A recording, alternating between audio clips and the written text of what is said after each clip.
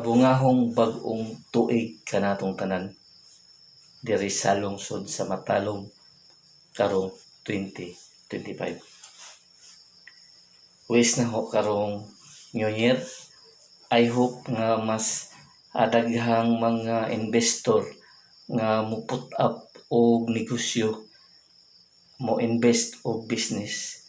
Sa tinuod jo guys, wa jo mi diri mga mall, mga dagko nga mga supermarket, mao nga kuwang jo mi mga negosyante diri sa lungsod sa Matalom. Ikaduha, nga mas mudaghan pang mga turista nga mobisita sa Matalom tourist destination. Atong i-experience, i-discover o i-explore kung unsa kanindot ang lungsod sa Matalom.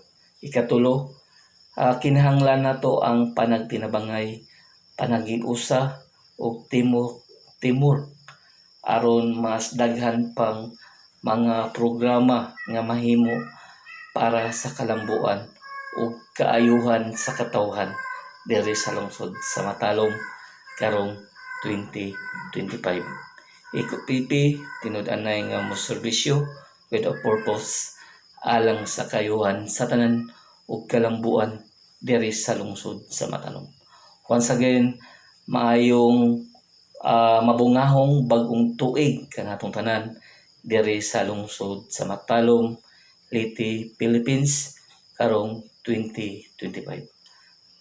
Ato gayong suportahan kanunay ang administrasyon headed by sa atong buotan og maaptik nga mayor Eric S. Pahulio aron daghan pang mga programa nga gihimo para sa katawhan ug kalambuan diri sa lungsod sa Matalom.